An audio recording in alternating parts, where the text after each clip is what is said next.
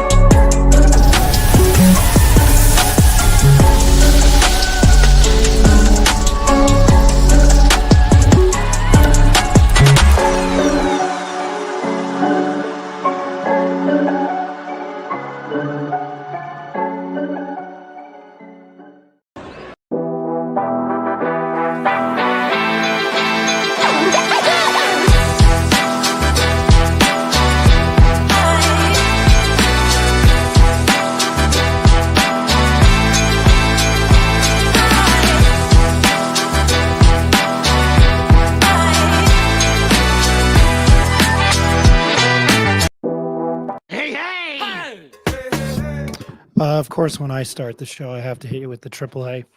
Thank you to Krusty the Clown, Will Ferrell, and Robin Thicke. Hey, my name's Ryan Tamori. Welcome to the Pit Press Live. I'm flying solo for the first 30 minutes. At 8:30, Nick Nunez and Ed Nunez, the better half, Nick, will be joining the show in what their segment or half an hour on the show or 45 minutes, Road to the Pit. They will have Melrose head boys basketball coach Drew Hatley, wanted to make sure I had that right, on the show. Obviously, state tournament time in New Mexico, it's a big deal. And I apologize in advance. I don't look like the Crypt Keeper, but I still sound like expletive, so I apologize. Still froggy. To quote the doctor, upper respiratory virus. I didn't go to med school, but I'll quote him on that. Hey, appreciate everybody watching last night. Phil McDonald, George Scott.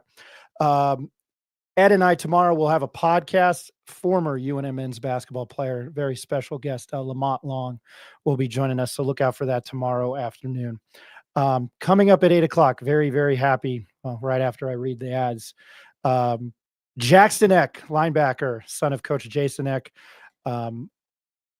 Big Sky all first team, I believe. I know he was big. I have it written down, but quite the honor there on a successful season at Idaho for the Vandals, which is a great nickname. Maybe I'll ask him about that as well.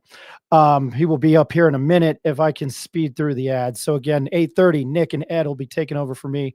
Drew Hatley, head boys basketball coach at Melrose High School. The Melrose, not Melrose Place, Melrose High School. They take on... Who did Ed tell me? I just want to make sure I have it right. Once again, great. They play Maxwell. Great job of me hosting. I want to thank Dulce River Bakery and Coffee, Affordable Solar, Turquoise Desert Tap Room. This is the Hydro Bar stream. Special thanks to Tim Baca Sr. and Tim Baca Jr. If you listen to the show regularly, you know how much I love saying that. And Affordable Service, heating, plumbing, and air conditioning for your HVAC needs in Albuquerque and Rio Rancho area. Affordable Service has been in business in New Mexico since 1986, and it is still locally owned. During that time, they've served more than 40,000 customers, providing complete residential and light commercial HVAC services, including heating, cooling, electrical, and plumbing. Affordable Service takes pride in its staff and commitment to the Albuquerque and Rio Rancho community. All right, I don't want to make my guest wait any longer because I'm very, very grateful for him joining us today, and I appreciate Eric making this for me, for the show. So I'm going to use it.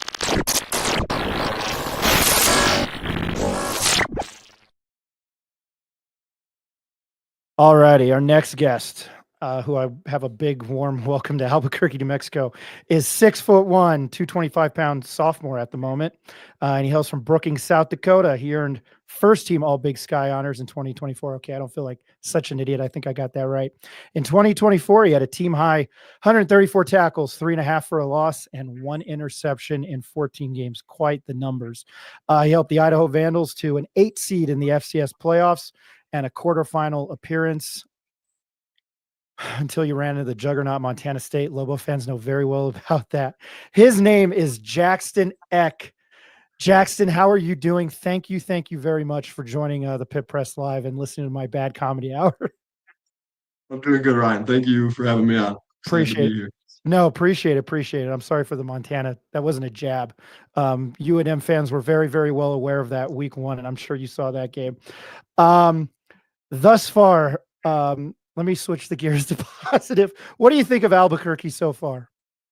It's been awesome. Just been here for the last couple of months, but the people are great. The facilities here at UNM are pretty awesome, and just the resources we have. You feel really supported, and just excited to keep working here and spend my last couple seasons here.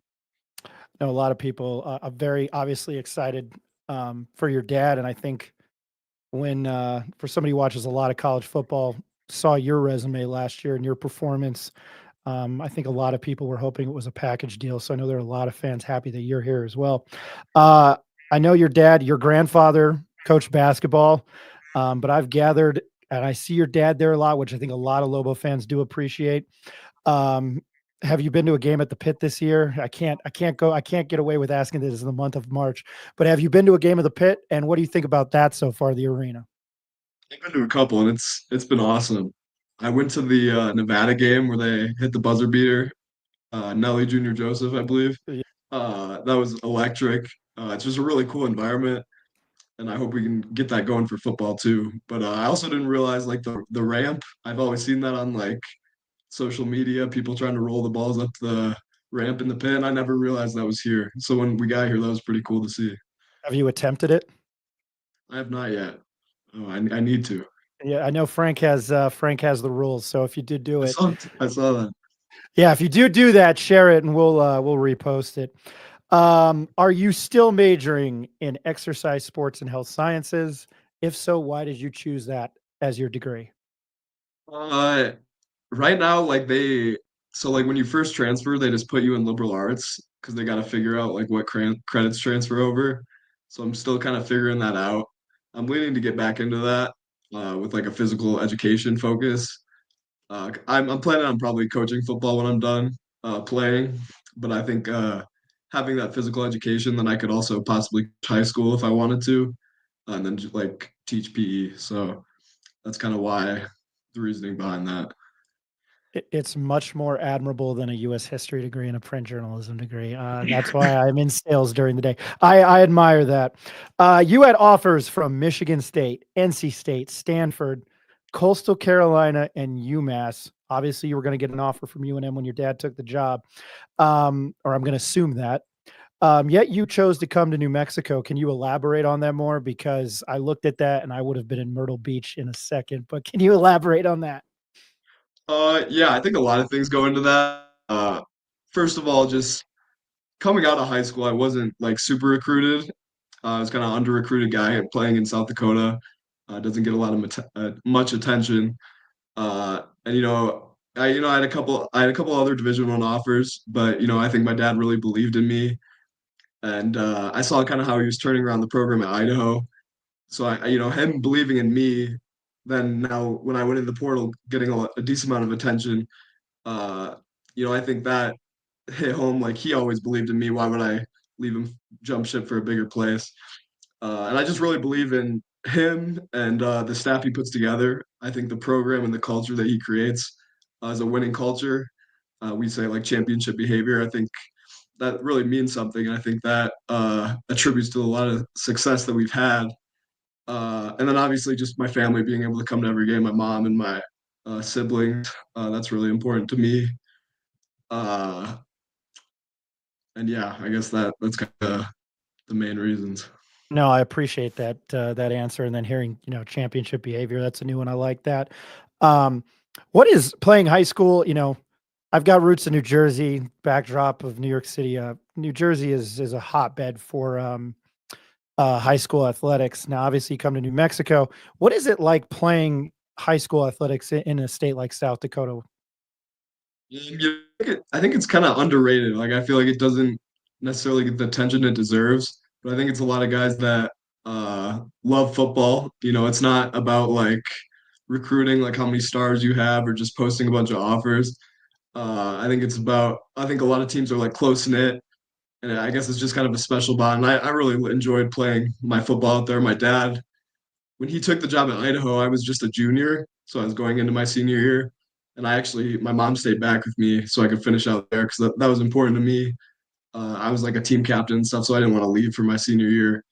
But and then also when I came here, I saw Randolph Kapai. He went to school like 45 minutes from me, which was kind of crazy. I didn't even realize he had transferred here. So I think just seeing that, there's a lot of good players that come out of South Dakota, and definitely needs more attention. I felt like an idiot when I asked that question, and you answered it greatly. Thank you very much. That was a much better answer. It's funny when you bring up South Dakota, because Ryan Miller, buddy of mine, was manager. I'm name dropping my buddy Mike Mott is a very good friend of mine. He was a manager for Steve Alford when Steve Alford was the head coach, if you know that name. Ryan Miller was his assistant coach. Ryan Miller is Mike Miller's brother. And I Yeah, walked yeah. in. I'll get to the story full circle, and I apologize. I walked into the practice facility one day after a press conference a million years ago, and Ryan Miller was just shooting threes. And I was like, holy, like I looked at my buddy and I was like, holy moly, like he's a phenomenal shooter. And he's like, he's Mike Miller's brother, right? And I was like, well, that everything makes sense now. And Uh, so, and the reason for that is because they were from South Dakota. And I was like, I yeah. would have never, never thought that.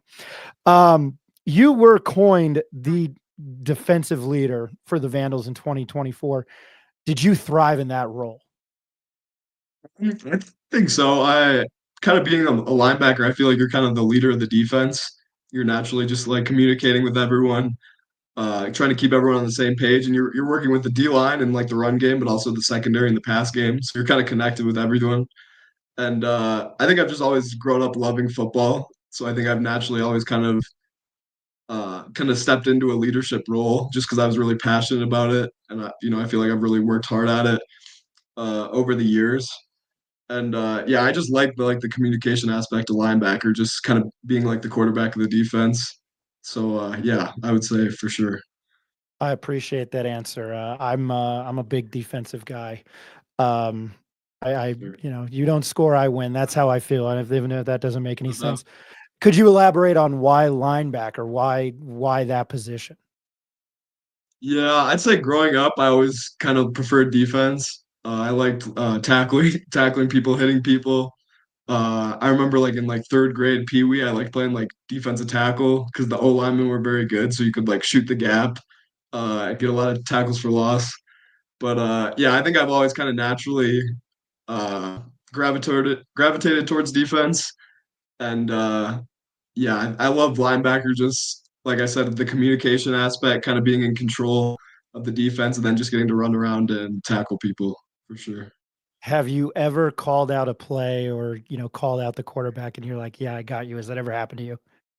I would say a game that I was like really prepared for was the Oregon game last year because it was our first game of the year.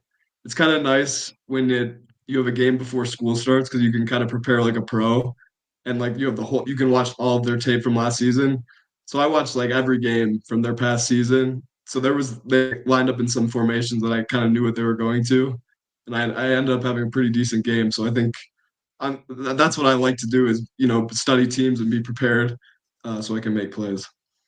I had some questions about Oregon down the road, but I'm gonna ask those now and come back to it since it's a good segue. And yeah, you did have a very, very good game. Autzen Stadium is not an easy place to play. It's on my bucket list. 14 total tackles, 9 solo. Uh, Talk about that game. Can you elaborate a little bit more? I mean, I understand it's the first game of the season. They're a FBS or playoff team, and I guess FBS is that's what still it's called. I think I would know that. Um, but what was it like walking on there and them being ranked the number third team in the country? That was a pretty unreal experience. As a kid, I feel like Oregon's one of those schools that like you kind of dream of playing there. Like for me, it was like Texas, Oregon, and Wisconsin. So getting to actually go play there was really cool. I remember even like playing in the video games growing up, always playing at Autzen Stadium. So it was honestly, yeah, just unreal. And the environment that was there was like a sellout game, being their home opener, and just a blast getting to play there. And the fact that we were able to play them pretty tough when no one really believed in us. I think we were like 45-point underdogs. It was really cool.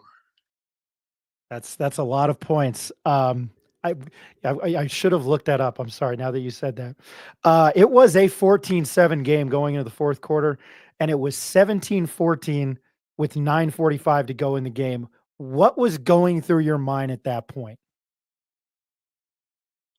I don't want to. I wouldn't even say I was like shocked because I really like just believed in our team, and I think our kind of mindset going in is we had nothing to lose. So we were when we were playing, we weren't really focused on the score. We were just focused on the next play and winning that down.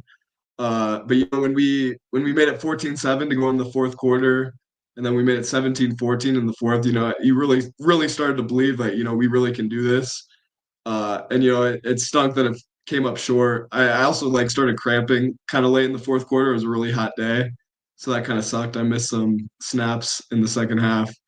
Uh, from now on, I don't wear tights on my legs unless it's freezing cold, just to prevent cramping.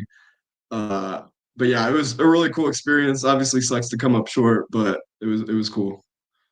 I don't, nobody wants to lose. I think people probably take their losses harder than, celebrating a win. Um, I would say going in there and playing I mean, I remember seeing it week one. It was like, again, I didn't know down the stretch what was going to happen, with your dad and you're coming to play here. But it popped up on my radar watching football that day. Was I don't want to sound cliche, but like a moral victory. But did you guys take a lot? Did you learn a lot out of that? Let me rephrase that. Did you walk out of that stadium with like a sense of belief? What did you learn from that game, given the fact that you guys played them damn good? I think it just told us that we could play with anyone, and I think really that should be the message for any team. You got to show up every Saturday, and if you do show up and play your A game, most teams can compete with anyone. So I think that gave us a lot of confidence going into the rest of the year. The one kind of tough spot about that game was our QB that's now here, Jack Lane, broke his collarbone in that game, so he missed a decent amount of time of the season. So that hurt, but I think we were able to still have a lot of success through those times when he was out, just because of that game, having the confidence, especially on defense. They were a pretty explosive offense, and we were able to hold them in check. So I think that definitely did help us moving forward throughout the season. I mean, looking back, I watched some highlights today. It was an impressive feat by you guys in your defense. Obviously, on the wrong side of that, but I wouldn't. If I was on that team, I would have been incredibly happy with that performance. Or your dad, I'm sure he was still happy. You guys went into Wyoming the next week and beat them. You now play in the Mountain West Conference. Did that? And I don't take any of the Big Sky, the Summit League, any of those guys lightly. I mean, it's what I love to watch.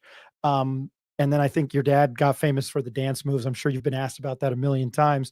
But to go and Cowboy Memorial is kind of a special place. I think it might be a hidden gem of college football. I've always wanted to go. That's another stadium on the bucket list. But what was it like to go in there the next week and knock off a Division I team like that? Yeah, that was another really cool game and environment. Like you said, that's kind of a hidden gem. I feel like they have a really passionate fan base. I don't know. There's probably not a ton of things to do in Wyoming, so I'm sure naturally a lot of people are Wyoming fans. But yeah, it was really impressive with their fan base. I think it was another sold out game, and that was a really fun game to go in and win. We beat Nevada the year before, but I wasn't a starter. So being a guy that contributed a lot to a win like that was a really cool experience. And we played again really well on defense that week. I think we held them to 13 points. So, another really fun game to play in. And yeah, and to spoil a sellout crowd for them was pretty cool. That's an impressive game. Obviously, that was on our radar too. Being a team in UNM's conference. Um, I'm going to go to another game here, so I'm sorry with all the questions. It just kind of segued into Oregon. You had 15 tackles against rival Idaho State in I guess I wrote it down wrong. Portillo, Idaho. That's my bad. Once again, terrible journalism 101.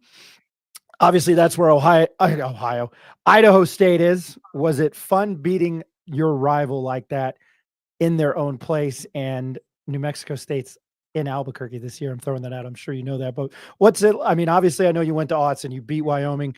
But what is it like beating, an arch rival like that? I think rivalry games are what make college football really special. And I feel like, some people might say, treat every game the same, but I think there's definitely like an added intensity to rivalry games. And they in the past had kind of struggled Idaho State, but they were kind of having a better year. So they were pretty confident going into that game. So we really wanted to, make a statement heading into the playoffs because we were also trying to earn a bye. So that was a really fun game, an environment to play in. And they had some like fans tweeting out some like nepotism things about me before the game. So I was pretty fired up for that game, I'm not gonna lie. So yeah, to end up having a pretty solid game, that was that felt good for sure. That's awesome. And I did spell it correctly and I did write it correct. I apologize to anybody who from Idaho who's watching. Pocatello, Idaho. I hope I pronounced that right. And I know Frank Macagliano worked for Idaho State, so I'm sure I'll get a text about that. What do you know about the NMSU UNM football rivalry? I've heard it's there's pretty bad blood. Some of the players have told me it's a really chippy game. Also for the fans too. I heard the fans kind of get into it at the games. So yeah, I'm really looking forward to that game. I love, the added intensity of rivalry games, and definitely want to take care of them this season. So I was looking at some Idaho Vandal defensive stats. You guys were ranked 8th in the FCS, which I think is like out of 140 some teams in defensive fourth down conversion percentage. So there I nerded out on that.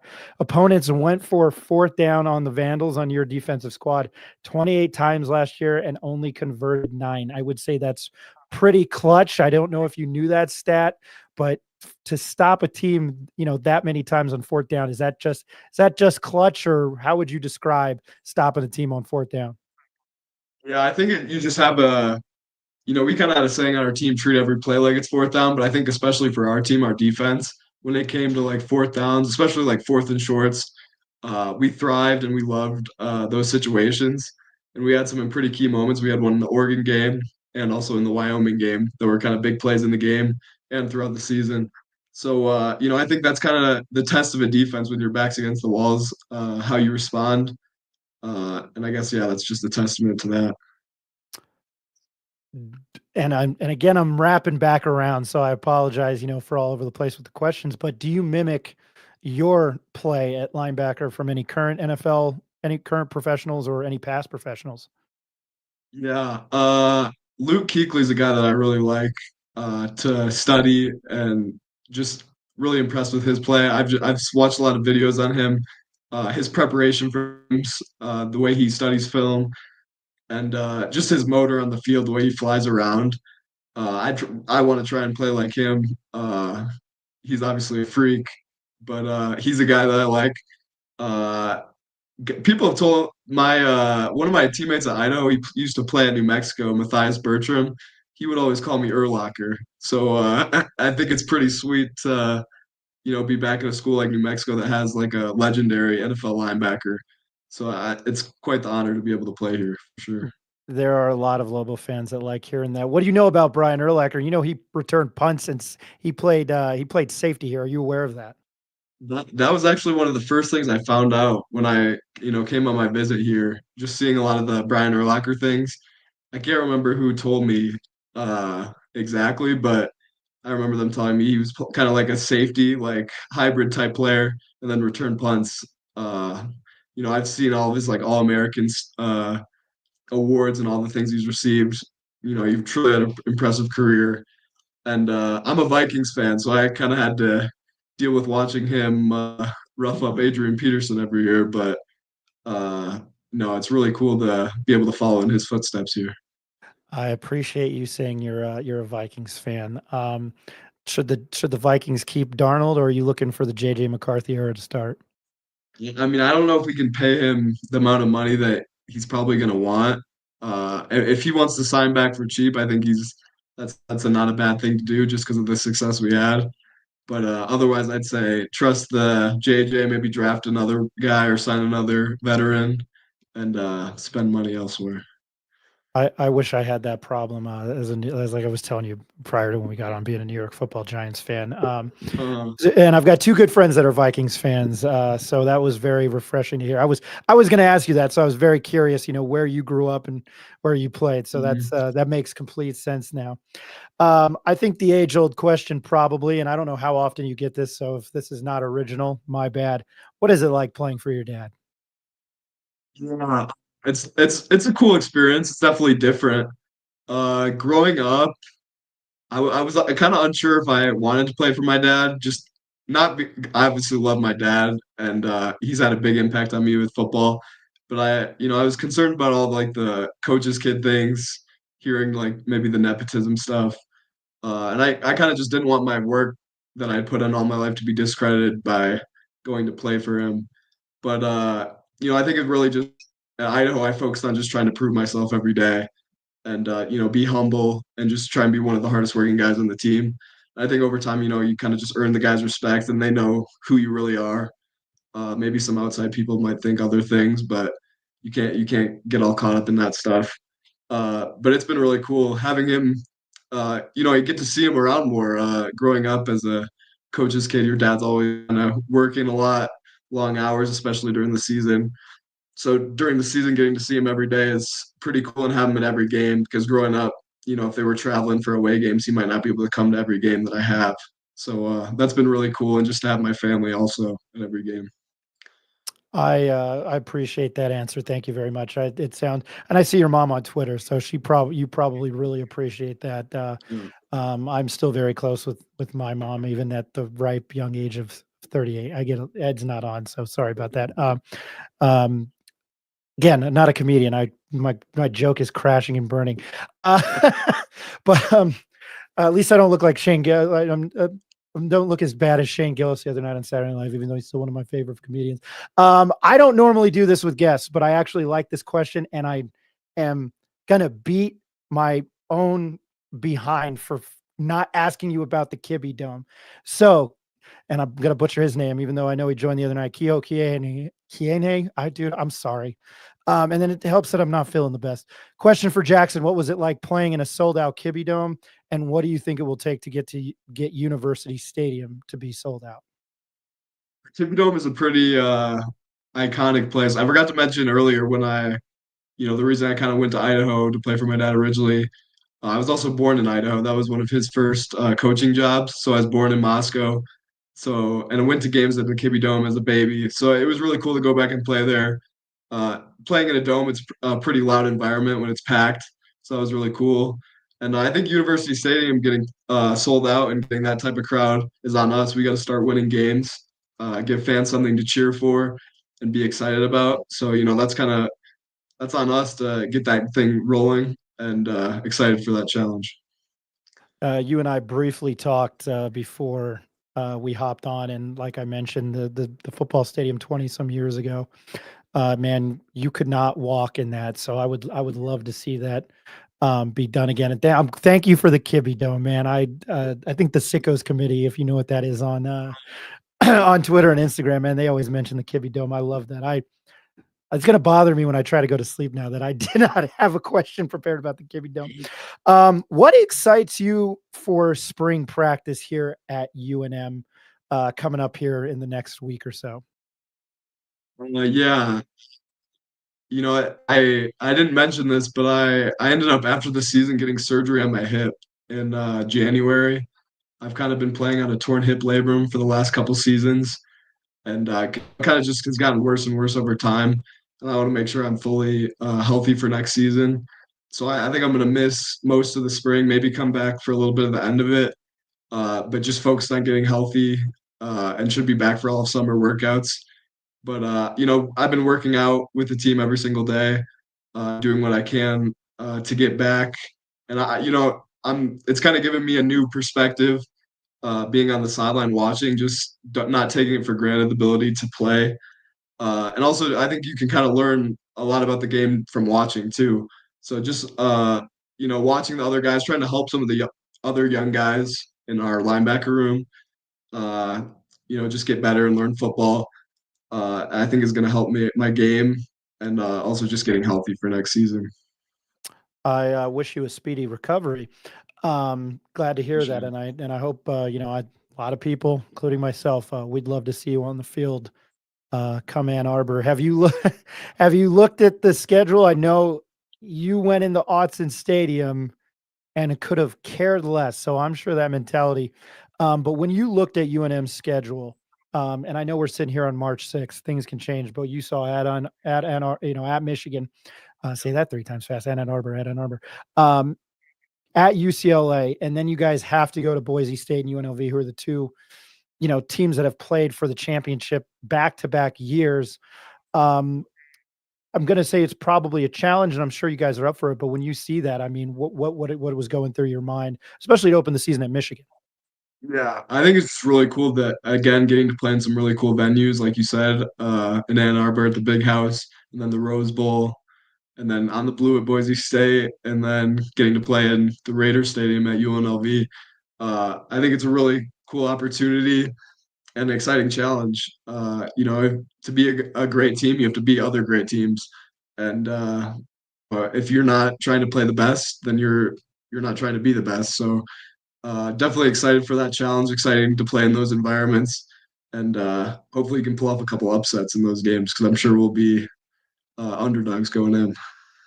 I'm the gambling guy. I won't have that conversation with you, but if I played, I would probably use that as bulletin board material. Mhm. I had the pleasure, and we're joined, and I didn't mention this, joined by Jaxton Eck, linebacker for UNM, and obviously son of Coach Jason Eck, head coach Jason Eck. I had the pleasure of having, I can't talk tonight either. I've had the pleasure of having Dimitri Johnson on, who's a linebacker, phenomenal player. He had probably one of the biggest defensive plays last year for UNM when they beat Utah State in Logan. Have you had the pleasure of meeting him, and what kind of conversation have you guys had maybe in the linebacker room if you've been in there yet? Dimitri's a great guy. I've got the chance to work out with him a lot. We're in the same weight lift group and lifting the racks right next to each other. He was a guy that right away when I committed reached out to me, said he was excited to have me and excited to play with me. So he's been great. He attacks every day, works very hard. So that's been really refreshing and great to see. And that pushes me. And guys like him and Randolph, it's their last year, so really that motivates me to give everything I have so that we can send them off the right way and have the best year possible. And then also all the other guys in the LB room are great guys. uh I don't know if you guys know, Elijah Brody got moved to linebacker, so I've been kind of helping him out. He's a younger guy, but I think he also has a lot of potential, and a lot of other great guys in that room. So excited to keep working with them and see what we can do next year. That's awesome to hear. The team has been dubbed last couple questions here. I promise. I appreciate your time. You're good. The team's been dubbed kind of an FCS all-star team. I mean, there's Scott Trey Humphrey. I think maybe a lot of guys flying under the radar. Who else might Lobo fans need to look out besides you and Scott Trey? Yeah, I'd say for sure Keyshawn James Newby, defensive end, one of my teammates at Idaho. He was a first team All-American at the FCS level last year. He was going to be done. He was going to get ready for the draft this spring, but he actually started his career in NAIA, so he was also granted an extra year of eligibility. And he's a stud. He had 2 sacks against Oregon, 3 against Wyoming, so he's definitely capable at this level. I think he's going to have a great year. John Johnson, corner from Montana State, another good player. Abe Williams, a corner from Idaho, another good player. Damon Bankston, running back from Weber, I played against as well, who's a very talented back, dynamic. And then another running back from Idaho, Day Buchanan. Sorry, I'm kind of throwing a lot of guys at you, but No, all good. a lot of good players at the FCS level, and yeah, I'm excited to see what we can do coming together. I think finally, we've seen the enthusiasm from your dad on the social media world. And Fernando Lovo's I'm older than him, God, older than the AD at UNM. And there's a lot of enthusiasm, which I think, I wish I could have maybe a better adjective, but I appreciate it. I think a lot of other Lobo fans do. I can't remember maybe this much excitement for Lobo football this early on. But what can Lobo fans expect this team to be come the fall?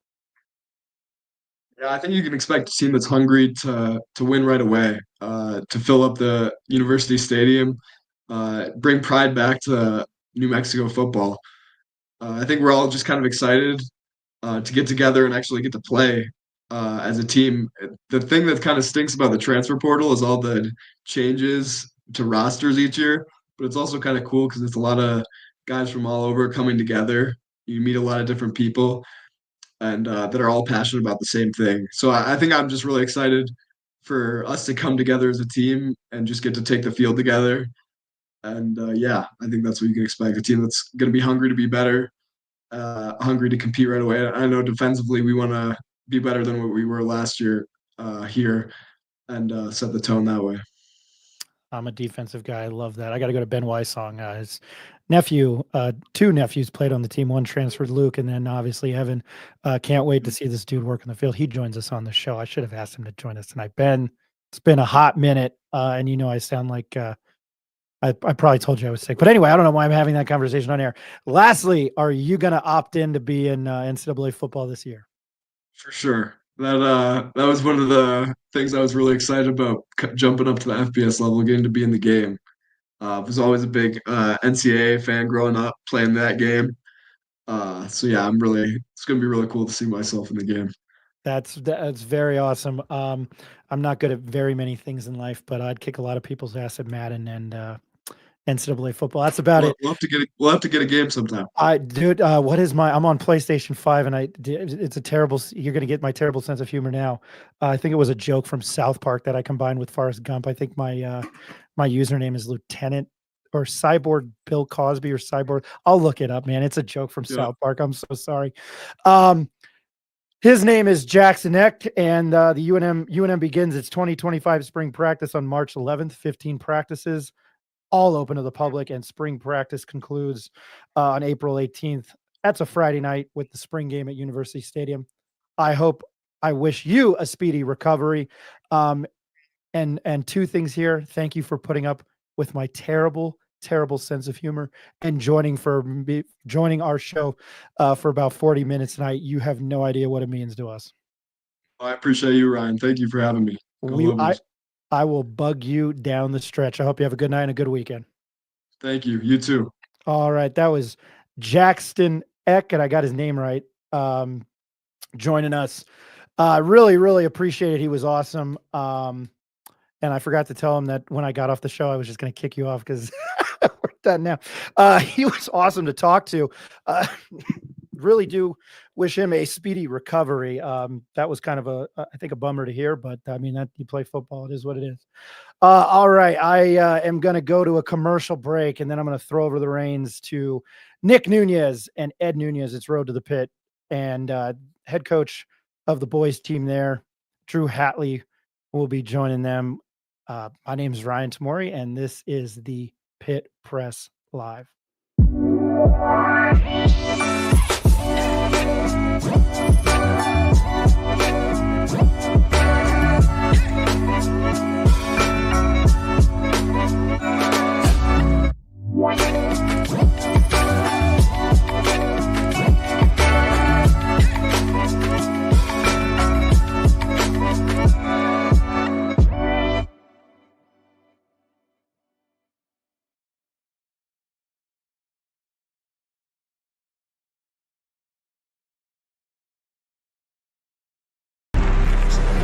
Let him cook. Let him cook now. Let him cook.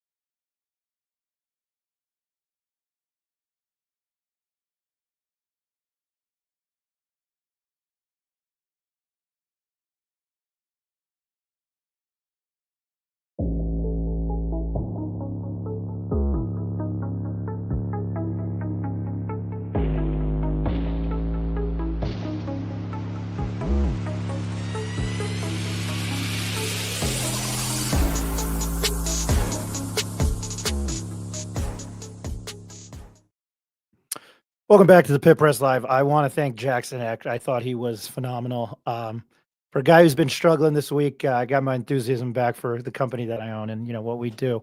He held up to his end of the conversation. I thought he was awesome. I cannot be more excited for Lobo football. I've been an objective guy for a long time, and if many people that have watched this show, I'm the Debbie Downer or Negative Nelly. I can't wait for spring practice, and I know it's March, and I can't wait for Vegas with Mountain West Conference Football Media Days and this season to start. I really can't. The enthusiasm, and I wish I had a better word, is just there. Lobo football season tickets are on sale, by the way. I'm going to bring in Nick and Ed, and I'm just going to ask them very quickly, how are you guys doing tonight? Doing well, Ryan. Good interview with Jaxton Eck. I enjoyed it. I didn't know about the hip injury, so wish him speedy recovery. Son, how are you doing? Doing well. No, I really enjoyed the interview as well, Ryan. Great guest, and yeah, hope he gets healthy soon and want to see him on the field next fall. I'm going to totally kill the mood. Nick, you look like Prince. Man, with the white shirt and the hat. I was like, and then the scruff. I was like, give me Hispanic. And that is funny, man. All right. Yeah. You don't know a lot about Prince, Nick. I'll have to tell you about it. You don't know a lot about him, but yeah. This guy. I love Prince. Anything R&B from the 80s and 90s, I'm all about. Man, I've been sick, and the thing that perked me up is I was in the shower and Mariah Carey came on, and it made my day. Now, a ton of listeners are going to give me a hard time for that. Okay, I am going to turn it over to you guys to introduce your next guest in the road to the pit. It is state tournament time. I'm sure you guys will. I'm not sure. You guys will be busy as all heck next week. So, best of luck to you guys, and I am turning it over to you now. I don't know what else to say. The floor is yours. I think our guest is logged in, right? He sure is. Okay. I'm going to bring him on. Okay. Yeah, Coach, how are you? Let's introduce this first up. Welcome to another episode of Road to the Pit. I'm your host, Ed Nunez. I'd like to introduce my co-host, play-by-play broadcaster and producer for ProView Networks, also a member of the 2013 St. Pius Championship boys basketball team, Nick Nunez. Son, how are you? Dad, good evening. Looking forward to speaking with our guest, head coach for the Melrose boys basketball team and a state champion this year in 8-man football, Drew Hatley. Well, without any further ado, our guest tonight is Melrose boys basketball coach Drew Hatley. Second-seeded Buffaloes will take on Springer this Saturday in Melrose at 5 p.m. in the first round. Coach, hey, good to see you again, man. Good to have you on. Hey, man, I sure appreciate you and Nick having me on and letting us talk about our boys over in Melrose and 1A basketball, man. It's an exciting time of the year. You guys know it. There's not much better than March Madness in high school and college. And, man, we're excited to get going. Yeah, you still got that twang down there, man. And, I've known you for a long time. We go back a long time and to seeing each other at state tournaments.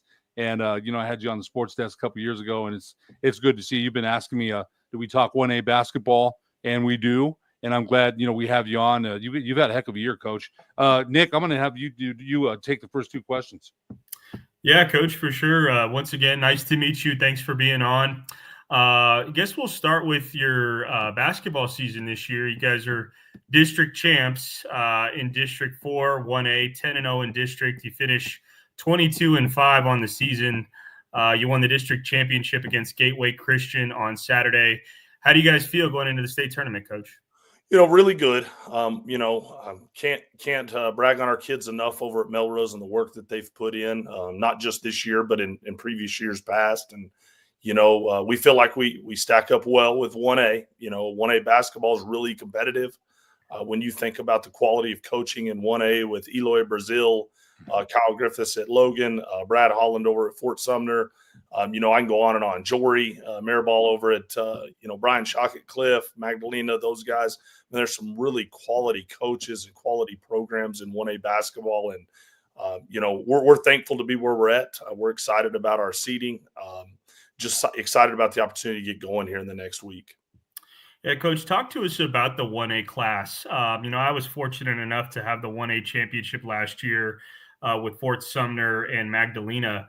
Some people, there's not a ton of 1A schools in the metro area. So a lot of people in Albuquerque don't know a lot about 1A, but when you dive in, man, I mean, I just looked at, the district championship that Logan had. They won 104-87 over Fort Sumner. You guys are the only team in 1A to beat Logan this year. Just how deep is this 1A class in 1A boys? When we started to break down some of the film on Springer, who's the 15 seed, and then Maxwell, who we, could potentially match up to, man, there's just some quality teams all the way throughout. The guys at Springer are doing a heck of a job. Maxwell is doing a heck of a job. Obviously, Logan's the favorite, and for good reason. You look at their schedule and look at the dominance they've had throughout the year. Went over and played Texline, Texas, who lost in the state semifinals in Texas. The quality of 1A basketball is something to be seen, but if people haven't seen a lot of it, especially you guys in the metro. And so, I'll put 1A up against 2A and against 3A. We've been fortunate to play some really good programs in those classes as well. But I like where 1A basketball stacks up as far as quality in New Mexico, and people should come out Wednesday and Thursday to some 1A games around the state, man, because there's some quality kids, quality coaches. Just can't wait to get going. Let me ask one more, Dad, and then I'll turn it over to you.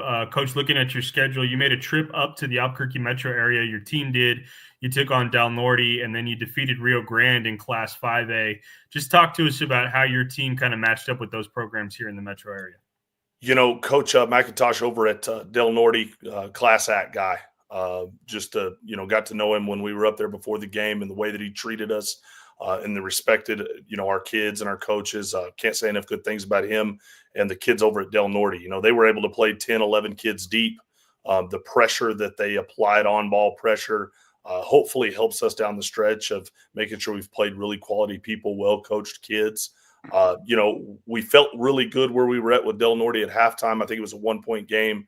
And give them credit. They kind of clamped down on us in the third quarter and stretched out their lead and ended up beating us that night. And we were fortunate the next day to go over to Rio Grande High School, play in their new facility. It's a nice facility over there at Rio Grande High School. And there were some quality kids. They got a big 6'7" kid, 6'8" kid over at Rio Grande that is going to be a force. And so just, it was good to get to Albuquerque and see some people that we wouldn't normally see and get challenged a little bit and get pushed around a little bit and hopefully make us stronger down the stretch. You play good people to kind of try to expose some weaknesses and some things that you can go back and work on and improve. And hopefully we've done that the last 6 weeks after that trip. Dad, I'll turn it to you. Coaches, I think it's always a great thing to challenge your team, go up a class, play somebody, you played Clovis, you played Rio Grande, Del Norte, you mentioned that. You mentioned 1A. I had Eloy Brazil on the show a couple weeks ago. He's won 700 games. He's coached Maxwell Springer. You meant Kyle Griffiths, Jory Maribal. I talked to Tucumcari coach John Spann today, and he mentioned how good your team is and what a good person you are. And when I talked to Coach Spann, I said, well, I know Drew, but Drew is a heck of a guy, and especially if Coach Spann says it. Coach Spann is one of the finest individuals you could ever meet in the whole state. Had him on the show at the sports desk. We had 18,000 views on that, and it's because of him. That guy's an amazing guy, man. So when he said that about you, I've known you for a long time. You've had some great success there, Coach. 32-6 as a football coach, 2 state titles there. Coach of the year in football. You've been the head basketball coach at Melrose since 2022 with a 69-17 record. You mentioned a lot of the success attributed to a lot of the kids there. What do you attribute that success to? You mentioned that to me today, the kids, but it's got to be coaching matters too. We know that. We know it does. Programming, development of players. Talk to us a little bit about the success at 8-man. You won the championship. I know our ProView broadcaster, Sebastian Noel, is a good friend of yours. He went down there to do the game. Talk to us a little bit about the success you've had with both programs. First of all, John Spann, man, what a good guy over at Tucumcari. He's going to be a Hall of Famer when he decides to hang it up. And he's a Hall of Fame person, number one, and a heck of a coach. Have a ton of respect for that guy. The way that he treated me as a coach and treated me as an official, can't say enough good things there. And, I mentioned to you that the success that I've been a beneficiary of at Melrose is 100% attributed to the kids we have. and the community that's over there at Melrose, and the alignment that they have from the superintendent's office to the finance office, to the principal's office, to the principal's secretary. There's just a really, really solid alignment of what it takes to make kids successful, programs successful. You say coaching has something to do with it, and I give a lot of that credit to the mentors that I've had in the coaching world. I mentioned that to you throughout the week is just, I can't thank the men enough and that have poured into me as a coach and held me accountable for what success looks like. And, oftentimes you get good kids and you get good talent, and that makes records what they are and success what they are. But, what you're striving through is to do it right. And so the men that have mentored to me and poured into me, I can't give those guys enough credit for what they've done for me in my career. And, just the Melrose community, I tell people all the time, I'm standing on third base and I didn't hit the triple. And so, all the success goes to those kids, the Josiah Royballs, the Nolan Devaney's, the Cy Drapers, Josh Royballs, Braden Eldridge, Jaxton Odom. Those kids are what's given us the success at Melrose. And they've been over there a while. And, Dickie's been there forever and set a solid foundation at Melrose. And I'm just the beneficiary of it, honestly. And I can't say enough good things about Melrose and thank them enough for the opportunities. You mentioned that there's got to be player development, and someone's got to lead the way. You mentioned Coach Roybal, and a Hall of Famer himself. Coach Roybal just joined the New Mexico Sports Hall of Fame board, which I'm on, and I just haven't had a chance to meet him. I've talked to him before, but some of the other mentors you mentioned, former Clovis football coach Eric Roanhouse, Dale Fullerton in coaching and officiating. I remember Coach Fullerton real well. Called a couple of tournaments with him. J.D. Isler in coaching, Lance Logan and Darren Kelly in officiating. We mentioned Coach Roybal, and we probably did. We left a few out, but you mentioned Dickey. The influence he had on you. Can you talk a little bit about some of the other mentors? Coach Roanhouse, man. I mean, they just named the football field in Clovis after him. A tremendous individual. I know Lance and Darren. Those guys are great guys. You've had a lot of great people helping Coach Hatley out. Can you tell us a little bit about some of those other guys? Yeah, I think I mentioned on there, that I've been fortunate to be around Heath Ridenhour. And obviously in this state, people have seen the success the guys had at the high school level, which gave me an opportunity to coach there for the Lobos. And, Cal Fullerton's a big influence in my life. And, Danny Lujan was an official that took me under his wing when I was really, really young out of the Santa Fe area. And just those guys just treated me so well, and Coach Roanhouse, he coached me hard as a player, and I appreciated that. And he coached me hard as a coach. And you oftentimes have to listen to the message, not the tone of the message, with right. Coach Roanhouse. Yeah, right. And I think I listed on there Brooks Jennings. It took me year one, year two, just some officiating trips. Just the men that I've been able to been influenced by in my life is just, it's instrumental in the success that I've been able to have, along with, having great kids. Yeah, those, you mentioned Brooks Jennings, and people may forget the father of Bubba Jennings.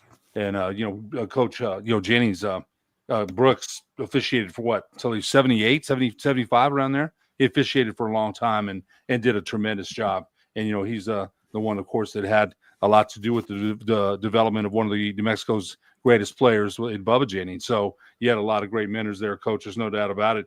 I'm going to ask one more, then I'll turn it back to my son. You and I crossed paths in the past as basketball officials, and this is another thing you did. You coach baseball, track and field, football, basketball. You mentioned you're standing on third with a triple, but you put some work in, man. You didn't get the third without moving some runners and getting some hits. You put the work in. So we did cross paths as basketball officials. You officiated from 2004 to 2021, making 9 state tournaments, 9 finals. You were the 2010 NMOA Official of the Year. You're a coach now. Tell us about your time as an official, and now as you as a coach, you deal with officials. I think you've got a leg up. You know what areas, things in that. They're not always going to get them right, even in your games. But tell us about your time as an official and how you deal with officials now.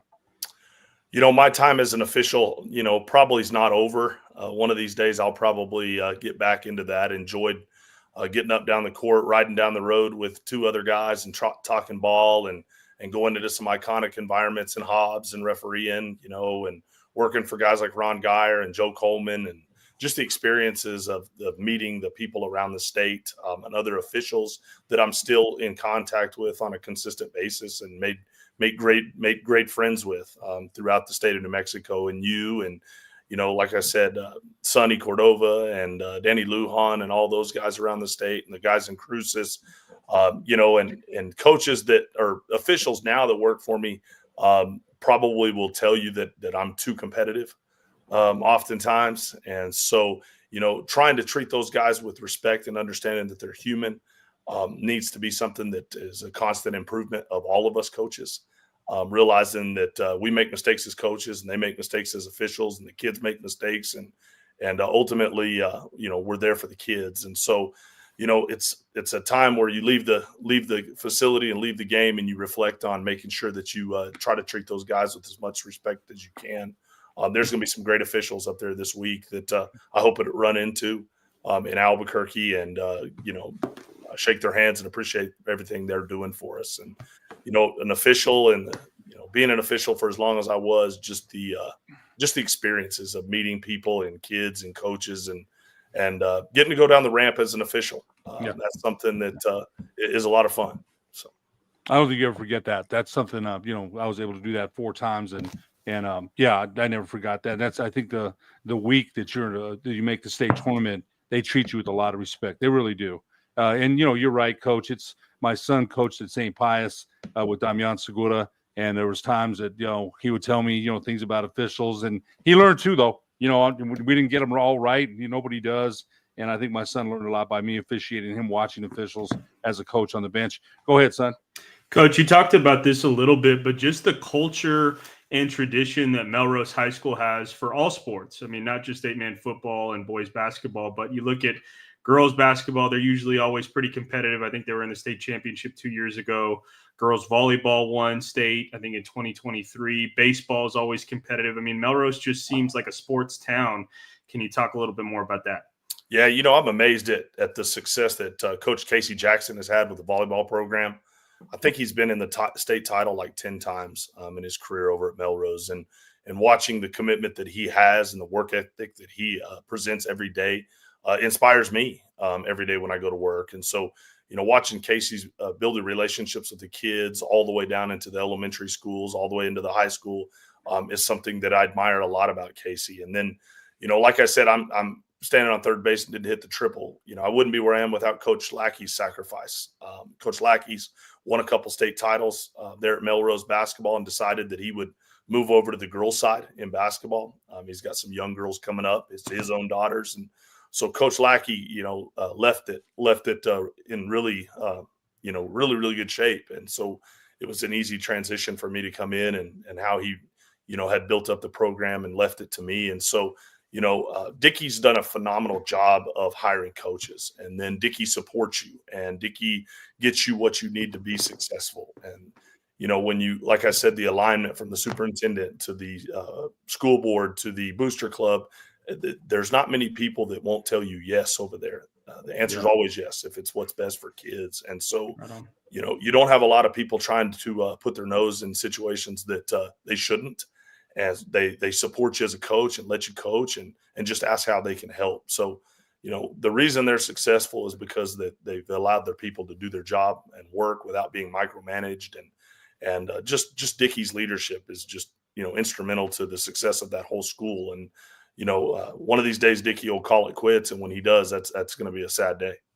Understood, Coach. And then if you could speak a little bit about the transition from, football to basketball. Your program kind of reminds me a little bit of Texaco, same geographical area. I mean, Texaco just won the state championship in 2A football. Their boys basketball team is number 1 in Class 2A, and you guys are very similarly situated. Just won the 8-man championship back-to-back years.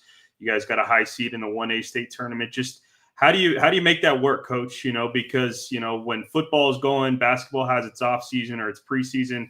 How do you balance both?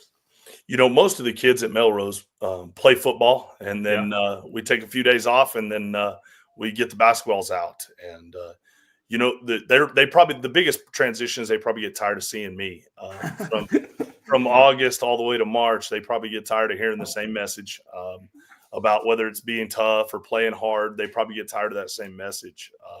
But, one of the things that helps is the expectations that are set of being tough, giving great effort, having a great attitude.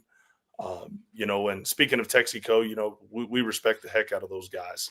And, that's a healthy rivalry that we have. And so we kind of, I wouldn't say compare ourselves to them, but we use them as a measuring stick to see where we're at. And that's a healthy rivalry. A couple weeks ago, we went into double overtime with those guys and lost over at their place. But Coach Cook, Coach Gilbreth, they do a phenomenal job over there. So we definitely, kind of keep up with those guys and have a good relationship with them and ask, how do they do things and how can we improve what we're trying to do at Melrose. But the transition, is we got done with the state football championship and we got the basketballs out that following Monday and took some kids to the All-Star football game and drove back 3 days to our tournament. And, it's just one of those deals that's what the kids at Melrose do is they get involved and they participate.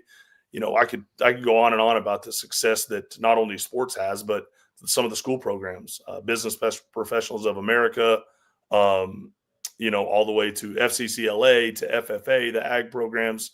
All those programs have a lot of success. Yeah. Dad, I'll turn it to you. Coach, I'm glad you mentioned that. We don't know a lot about, we had a Harper Dunn on last year from Corona, and she was talking about the 4-H club, the cows, things like that. And there's, we're city folk, man, city slickers. We don't know anything about that. So when you bring that up, I think that's important to note that, that there's other things. You've got the support of Dickey, man. And Dickey, as you mentioned, is a legend in New Mexico that a lot of people, I know about Coach Roybal. A lot of other people do too.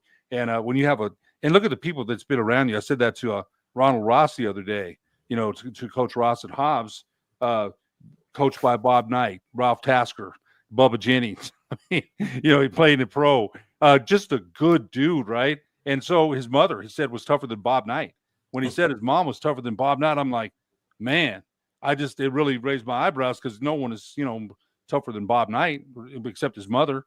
So you've been around a lot of great people, Coach. I have to mention this too. In 2010, you were named the Education Teacher of the Year in Clovis. That's important. You're involved in athletics and officiating, but you were named the Education Teacher of the Year in Clovis. What did that mean to you? Well, I mean, I kind of contribute that back to Coach Roanhouse. Is he always told us to make sure that we took care of our business in the classroom. And, I tell our kids all the time, how you do one thing is how you do a lot of things. And so if you're going to be successful out on the field, you probably need to be taking care of your business in the classroom. And, as a teacher, you need to model that as well. And try to do the best you can. And you're not always going to be great, but putting your best foot forward to motivate and inspire and build relationships with kids. And so, you want a reputation as an all-around good teacher. And that's really what coaching is it's simply teaching, in a different environment. And, the NMA does a good job with the education-based athletics pursuit. And so, I believe in that. And, we're raising these kids to be, productive citizens. We're obviously trying to win games and trying to get to the pit here in a week, but ultimately we're going to find out about our teams and our kids 5 years down the road and the kind of job we did as teachers and coaches when we see them out in the real world as fathers and husbands and things like that. So that kind of is really big to me when I reflect on teaching and coaching every day is like, what are we doing to raise these kids the right way? Well, you mentioned that. You look at Coach Roanhouse is still one of your mentors, Coach Fullerton, Randy Adrian. I think you mentioned him too, So the Clovis crew, man, and all good people. And you get a lot of great examples, and you're passing that down. Pay it forward. So, yes, I think those are all important. You got Melrose against Maxwell on Saturday. Is that who you got?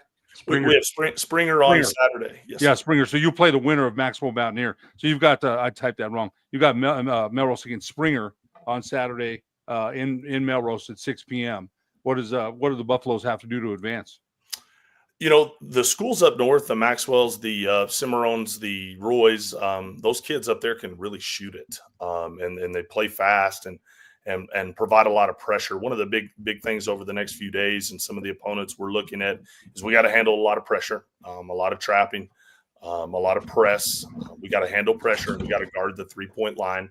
make sure we got a hand up, make sure our closeouts are good, make sure we stay down, stay in front, not, locate our shooters and things like that, and make sure we know our people that we're fixing to play. One of the big things I'm talking about is preparation. All week of having the confidence that we're going to need to in Albuquerque can all be handled by preparation. And so oftentimes the results of the games this week are already going to be taken care of by the work we did or didn't do in practice. So we're excited about the opportunity with Springer. They're well coached. They've got a couple kids up there that really shoot it.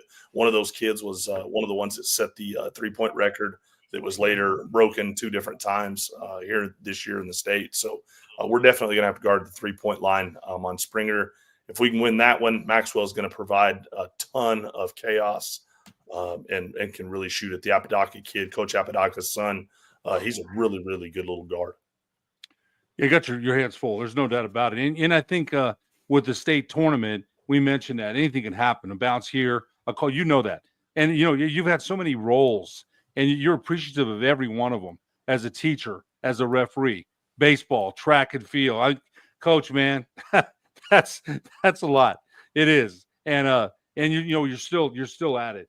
I think that's great. They need great. Everybody needs a great teacher and great leaders. We sent our son to St. Pius, and he had some great teachers there, some great teachers, and great coach in Damian Segura, who's won 4 state titles. So, I'm really glad we sent him there. Go ahead, Nick. Coach, I want to ask you about some of your individual guys. According to the information that you provided us, you got 5 guys that average over double figures: Braden Eldridge, Kai Draper, Chance Brittenham, Josiah Roybal. Just talk to us about, how you've seen those guys grow this season. It's going to be bittersweet here over the next couple of weeks with those guys. The amount of time we spent together traveling in a school suburban, whether it's on a bus to summer camps, I hope I try to enjoy the ride here over the next 10 days. And when I think about Josiah Roybal, he's as good as I've ever been around. Wow. Truthfully and honestly, you compare him to some of the kids that we've had at other places and in different sports. Not many are as special as him. On and off the court. I feel like anytime he's standing next to us, we got a shot, we got a chance, and so I'm really excited about watching Josiah here over the next few days. I think he's going to have a great tournament. I know he'll give us everything he's got. Cy Draper, big Melrose through and through, big kid, big strong kid. Has a chance to go continue to play college football at Eastern New Mexico if that's what he decides to do. And he's been a staple the last few years, a guy that we've been able to rely on. Another kid, Braden Eldridge. I think he's the best defensive player in the area. When he decides he wants to defend, Braden's tough. And that doesn't take away anything he does offensively. Braden loves the game of basketball. You can't hardly get him out of the gym. An offensive weapon, Chance Brittenham. Chance can score in multiple ways, and I think a lot of people are going to know his name by the end of the tournament. If he gets loose on some people, he's dangerous. Jaxton Odom, next year I think he'll be the 8-man player of the year if he can stay healthy. Athletic, tough, competitive. Just a phenomenal kid. Josh Roybal, the kid made a couple adjustments after Christmas and has been one of our most consistent players after the break in all areas, in leadership, offensively, defensively. We're excited. We thought we were going to actually lose him for the season. That was not a fun message that I got, that we might lose him, but thankfully we're going to get him throughout the tournament. And we got 8-9 seniors, some phenomenal kids that I think with great effort, great focus, they're going to have a great tournament. Yeah, and Coach, just looking at your roster, tallest guy according to Max Preps, the roster, you got 3 guys, 6'2", little smaller compared to some of the other teams in 1A. Just kind of what style do you guys play, and what could we look forward to seeing when we see Melrose hopefully advance? Yeah, we have the most success, guys, when we can get out and transition and play really, really fast. That's where we experience the most success. And to do that, Nick, you got to get defensive rebounds and get defensive stops to get the ball out in transition. And so, that's been one of our big focuses, is to rebound the basketball. And like you said, we're a little undersized compared to those people. And so we really got to focus on one shot mentality, get the ball out, let's get out in transition. And then let's create stops on the defensive end to get out in transition. And so the style you'll see is we want to get up and down. We want to play fast. We want to play free.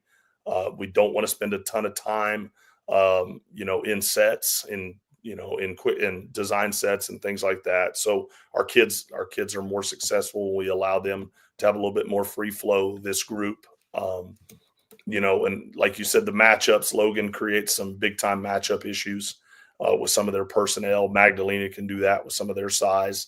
And so, we have to use some of our speed and athleticism to give us some of the advantages. And we've got some phenomenal athletes that I think can create some problems defensively, pressing and things like that. So hopefully you'll kind of see a get up and down type team. Last question for you, Coach. Just that matchup with Logan. You guys played twice this year, lost to him the first time 85-61. Then the second time at Logan, you guys beat him 65-58. I mean, if you look at Logan's schedule, geez, they're probably averaging somewhere around 70 to 80 points per game, if not more. For you guys to hold them, under 60 points, just can you tell us a little bit about that game? Yeah, they came over to our place in the middle of January and kicked our butt. They really did. And they rubbed it in, and we didn't like it a whole lot. And, that's a really healthy rivalry between the two communities. There's a lot of respect there. Their kids and our kids get along real well. Kyle Griffiths is as good a guy as you're going to come by. I like him a lot. Talk to him a lot in the offseason and just to become good friends with him. And so, that's a healthy rivalry, and we didn't like it a whole lot. And we went back to the drawing board and watched the film and looked at some of the areas that we could improve on and grow on, and really attacked those areas to try to slow them down a little bit. They've got 4 or 5 kids that are really, really good at all different, positions. And our game plan going up there was to try to limit their big guys. You're not going to stop Mason Wallen and Hayden Bruin. You're not going to stop those guys. You're just hoping to slow them down a little bit. And so, we had to do some different things defensively to give ourselves an advantage. And, in the first half, they still hit 8 threes and had 2 twos and had 28 points. So, they still had some success, but was really proud of the way our kids responded after taking a whooping from them in January. And, it shows a lot about our kids' character to come back and fight and make an adjustment and get after those guys at their place. So, hopefully we get an opportunity to see those guys again. Sure. Dad, I'll turn it to you. Just so everybody knows, Coach, Hayden Bruin goes 6'7", and Mason Wallen goes 6'5". Oh, I'm well aware. Yeah, other people don't. Other people may not know that. And when I talked to Coach Spann earlier this season, he mentioned that how tall, how big those guys were. And they had another sophomore, Blake Bidegane, who's 6'8", but I guess he's not with the team anymore because I didn't see him on the roster anymore. But that's a lot of size there. They've got 6 feet, 6 feet. So yeah, they're pretty big. So you got the last matchup there. We got a question from one of our viewers, an aspiring journalist, Keno Keeney. He's always commenting on our show. Melrose, Mountaineer, Magdalena, Logan. Those schools have had continuous success for decades now. Do you think it's harder or easier to build winning culture in small communities? Great question. That's a phenomenal question. I would think it would be smaller. Or it would be easier in smaller communities to build success. The smaller communities are, I have to tell people all the time I go back to 1980, 1990 when I go to work every day. And then that's a compliment to the way that these communities have kept their values, the way that they want to keep them, and they protect those big time. And so, I think it would be easier in smaller communities to build success. Some of these smaller communities are really, really blue collar people. They're farmers, they're ranchers, they're workers. All these kids go out and break ice in the morning, for their cattle, things like that. So just it might be a little easier to develop work ethic, and work ethic is often going to lead to a lot of success. That's a whole different thing, right? Like you mentioned, going out and having to milk the cows, feed the chickens, whatever they have to do. It's believe me, athletics is fun, but it's it's they've got other responsibilities, which I think leads to building character, leads to a lot of things. I got about maybe one or two more questions. I did a football championship in Melrose several years ago. Great community support. Had the cows on the field, the bell. I'm serious. It was great support. And that leads me to my next question. What kind of community support you mentioned do you get there at Melrose? The booster club at Melrose is led by 3 or 4 ladies over there that they're just phenomenal. When you ask for a summer camp fee, Coach, we got it. Send us the information. We'll take care of it. Can we get hotel rooms for a summer camp in Dallas? Hey, send me the phone number to where you want to stay. Can we eat an extra meal here and there? The answer is always yes. You go to Coach Roybal, hey, we need a couple extra helmets. The answer is yes. You go to our CFO, finance department, Miss Cindy, same thing. Whatever our kids need to be successful, the answer is always yes. And that doesn't happen everywhere. I can promise you that. And so, just the community support from the school board is at every game, and you get messages from your school board thanking you for your efforts and things like that. That stuff goes a long ways for people and coaches and kids. And so parents are phenomenal. They let you coach their kid hard. They expect you to hold their kids accountable and push them to get the very best out of them. And so Melrose is special. I really mean that, man. And, I spent a lot of time in Clovis, and there were some good times, and didn't know what life would be like going over to Melrose. But, man, it's a blessing. Every day I get the opportunity to go to work with these kids, and the community is phenomenal. I'll tell you what, they're blessed to have you as well. Son, do you have any more questions for Coach Hatley? I don't, Dad. Coach, I really appreciate the time and speaking with you. I'll be at the Rio Rancho Event Center next week, so hope to catch you there and wish you the best of luck in the state tournament.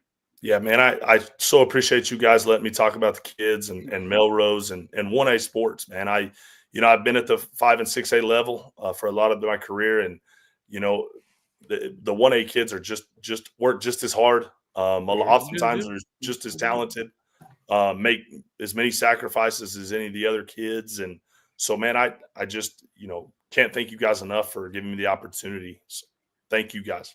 Coach, I got to say one more thing before we let you go. And is that, you're right about that.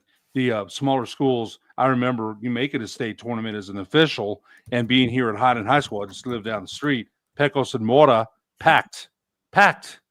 And I still remember Adrian, the Pecos coach. He passed away, but I still remember him, man. You're against us. I still remember that.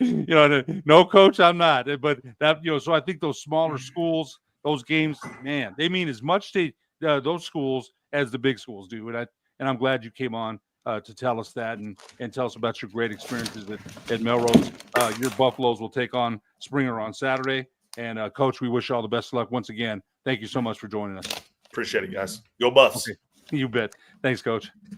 Son, we'll stay on just a little bit more and talk a little bit. We don't have time to go over the brackets or anything like that. But Coach Hatley, what'd you think? Loved him, man. Loved him. Great representative of that Melrose community. I've driven through there. I haven't had the opportunity to see a game there yet, but he's just had a ton of success, super humble, and was just really glad to have the opportunity to speak with him. And I think, his program, his team, at least in 1A basketball this year, they stand out because a lot of these 1A programs like Logan, Fort Sumner House, Magdalena, the top 5 seeds, most of them are big, physical, slow it down. His team has a contrasting style. So, looking forward to seeing what his team can do and if they're able to advance in the state tournament. Just talk about a little bit about the games you've got this week. You've got Rio Rancho girls tomorrow, and then you've got West Mesa Volcano Vista on Saturday in the boys. Tell us a little bit about your first round matchups. 2 great first round matchups. Thank you to ProView Networks for putting me on the games. First with Rio Rancho and Los Lunas girls. That's a 7-10 matchup in Class 5A girls. Los Lunas was the District 5-5A runner-up. Rio Rancho was the District 1-5A runner-up. I spoke with kind of acting head coach Eric Jack for Rio Rancho briefly tonight. Says he's excited about the matchup. Rio Rancho, a really young team with a guard, Madeline Martinez. She's a freshman averaging 15 points per game. They like to get up and down. They like to play in transition. Los Lunas, kind of a similar style in some way, a real defensive team. Likes to get up and down and run as well. They've got a freshman post, Kayla Finley, who averages double figures. So really excited about that matchup. And then, anytime you get the opportunity to watch Volcano Vista, I don't think there's really any question they're the best team in New Mexico high school basketball. They're on their way to a four-peat, and I'll be privileged with the opportunity to see some of the seniors on that team, Kenyon Owino, who's committed to the University of Montana for basketball, Coach Greg Brown's son, Hudson Brown. This is their last time playing on their home floor, and I get the opportunity to see that. So just really looking forward to it. West Mesa's done a phenomenal job as well. Coach Leo Ural in his first season, Esteban Espinosa, phenomenal scorer for West Mesa. It's going to be tough, man, right? It's kind of a David versus Goliath matchup, the 1-16 matchup. We've seen some 16 seeds in the state tournament make some noise. Dad, you probably had one that was too close for comfort. I think it was last year. Highland and Los Alamos kind of went down to the wire. That was a 1-16 matchup in Class 4A, and I think Los Alamos may have had a fourth quarter lead. Yeah, they nearly pulled it out. I remember that. You're right. Yeah, I don't know. I don't know if we're going to see that tomorrow or on Saturday at Volcano, but looking forward to it. I know you got two fantastic games as well, Dad. Yeah, I've got Pewaukee girls versus St. Pius girls. I talked to Pewaukee head coach Bobby Romero, the former head coach at ACC last night, trying to reach out to Bree Rohde. I'll talk to her, I'm sure, tomorrow. And then I've got St. Pius boys on Saturday versus the number 1 versus 16 seed, Roswell Goddard. And, Nick, you'll be at Rio Rancho at the Pit next week. I'll be at the Pit. So here it is, son. March Madness. We're looking forward to it. Ryan, go ahead. Take us home, man. Take us to the break. You talk about 16 seeds beating 1 seeds. My dad's alma mater, Fairleigh Dickinson. There you go. Hey, New Jersey likes to win in the tournament, except for Rutgers. I thought you guys, that was a very, very good interview. I'm sorry for the transition there, and then my Prince joke. I thought Coach Hatley was great. I thought that was fantastic. I'm going to be quite honest with you. I had no idea where the hell Melrose was. For somebody born in New Mexico, I had to look it up because I was like, where is Melrose? And it is up, it's down by Clovis. I had no idea. And I'm pretty good with geography, so I feel like an idiot. I thought he was a fantastic interview. Look, you're looking at a guy who's lived in Albuquerque and worked in New York City. There is no way in hell I could ever live like in one of those areas. So, I know people like it, but I gotta be honest though that most of those people in those areas don't want to live in Albuquerque. No, they don't. They don't. So they're even. They don't. Yeah. They're very happy, living where they live, and they want nothing to do with a big city, man. They don't. No, it's true. No, I believe it. I believe it. I'm gonna butcher the last name again. Kiene. I hope I said that right. I think it's Keeney. Now I'm not sure. I'm just guessing. I'm going to judge from the cowboy hat. He's here in Albuquerque, and I looked at it. I thought maybe it was Samoan or Hawaiian. Quick question for Coach. If you guys don't mind, what will it take for New Mexico? Okay, it's for the coach. I saw that. I'm sorry to give him one of. I don't know. That's a tough question for me to answer. Yeah. Nick, go ahead. It looks like you want to. Well, there's a kid from Texaco, I think, who was playing, I want to say, on the offensive line for Boise State. I don't remember his name, unfortunately. These we don't hear a lot about the recruitment from some of these smaller schools outside the Albuquerque metro area, just because the headlines just don't make it to Albuquerque. But Coach Hatley mentioned, I think one of his kids is going to have the opportunity to play, Division II football at Eastern New Mexico. It's tough in these remote areas because, the geography just doesn't work out. And it also depends on the sport too. With basketball, a lot of these kids will get on a traveling basketball team. For example, a kid we had on Road to the Pit a couple episodes ago, Charlie Campbell, he plays in Artesia, which is a bigger 4A school, but he plays on a traveling club team, which gets him some exposure and hopefully the opportunity to, play basketball at the next level if that's what he wants. But, oh man, I'd have to think. Can't remember the last 1A, 2A kid that I remember getting kind of a high-profile scholarship. I'd have to think about it for a second. But these kids do get opportunities. Some of it depends on who your coach is and if they help you kind of promote yourself and promote your work. For example, a kid from Lovington, Cale Covington, averages 20 points, 13 rebounds per game. They're coming up to play Valley on Saturday in Class 4A boys. So there's definitely opportunities for some of these kids in the remote areas. No, that's very cool. You know who went to high school in Muleshoe, Texas, which is if you just cross the border, is Lincoln Riley. Did he? Wow. I didn't know that. He's from Lubbock, but he went to high school and I think ran track and played quarterback at Muleshoe, Texas, which is crazy. Is he Tyler Keeney brother? He is DL for the Lobos football team. I don't think so. I don't. He might be related. I talked to him last year. Like I said, he's an aspiring sports journalist. He really likes our show, and he wants to cover sports in the area here. I can't remember if he's related to Tyler. I thought the same thing. That's why I think it is Keeney. Tyler Keeney. Keeney? I was just repeating what you were saying. I'm not sure, but yeah, Keno's been a big fan of ours since I think we started doing the podcast. So Ryan, I don't know if you wanted to tease our Lobo legend guest tomorrow. No, I'm very excited for it. Lamont Long, tomorrow. From the late '90s, early 2000 Lobo teams. I mean, it's pretty crazy to me. And Ed, this is kudos to you for who you've been able to get on. We had Marvin Johnson on 2 weeks ago. Yeah. And then I had to step away last week because you can still hear it. Tonight was like the first night in over a week where when the sun went down, I didn't freak out. It was really weird. I'm not going to go into that. It was whatever I had, just terrible. But we tried to do it last week. 14 points and 5 rebounds and 2 assists a game. Played 97 to 99, Lamont Long. You just look at it.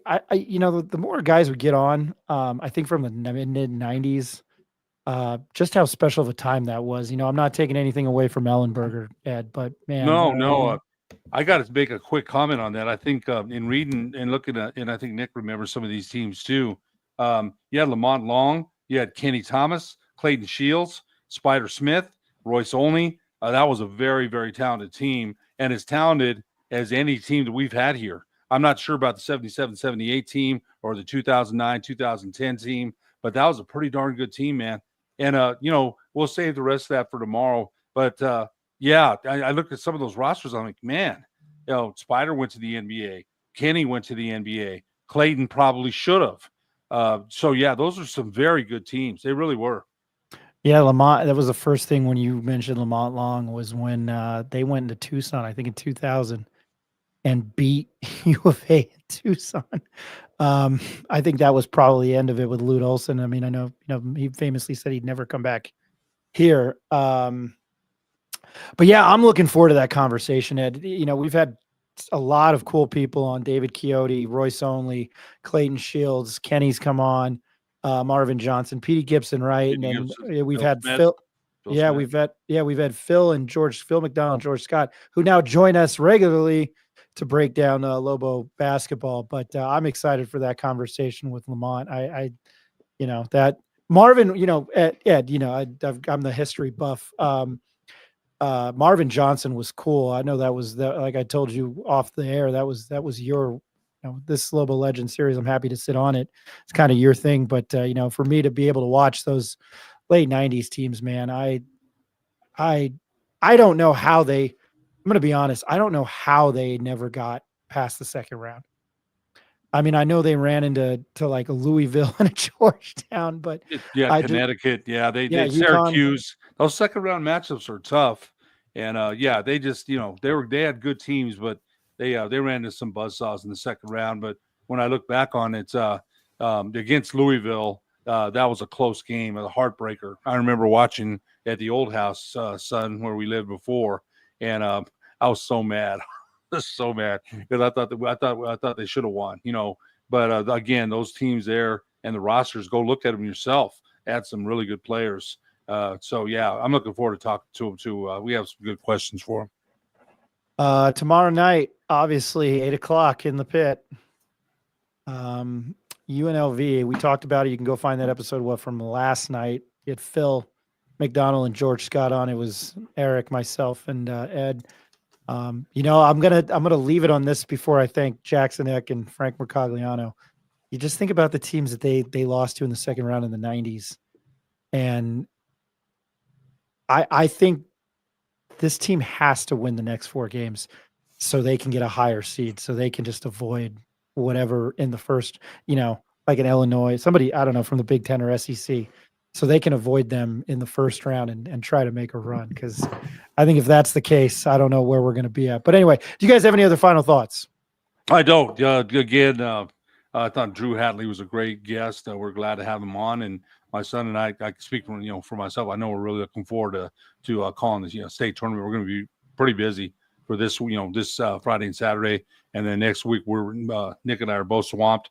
Nick's going to call the 4A championship game with me. I'm glad to say. That's very cool. Congratulations. Go ahead, Nick. Sorry. Yeah, no, just exciting, man. March Madness kind of begins. Lobos close out the season. Hopefully they can finish it out tomorrow night and get that outright conference regular season championship. Mountain West tournament next week, state tournament next week. Man, this is like my favorite time of year. So looking forward to it. Super Bowl Sunday used to be the holy grail. And it's always now the first 4 days of the tournament. I think the first weekend is sorry, I was reading a comment because I can't multitask, and it doesn't help that I'm sick. No, the first 4 days of the tournament are very exciting. Depending, I'm not going to Las Vegas anymore. Just choice for my own health. But I might have to make it over to the pit next week to see. I went to that game where, was it 2-3 years ago, where Volcano Vista started with a technical shot and they beat, I think, Las Cruces, and the difference was because somebody dunked in the pregame. I don't know. That's crazy. Yeah, but anyway, I forgot about that. Yeah, I was at that game. I was the pit. I don't know. The pit is wild during the high school tournament. Okay, I want to thank that. I thought that was an awesome conversation with Drew Hatley. Very, very cool. Glad you guys got him on. Head football and basketball coach at Melrose High School. I don't know how the hell you do that, and I guess I'm getting old. I can't imagine taking off football pads and then, driving the lane. And Jaxton Eck, that was very, very awesome. I thought that was a great conversation. UNM linebacker, and his dad is the head coach there. We will be, again, look out for Lamont Long. If you missed last night's episode with George Scott, Phil, Eric, and Ed and I, check it out on YouTube. You can always watch after the fact. We appreciate that. Appreciate everybody joining in on the comments, watching on YouTube and Twitter.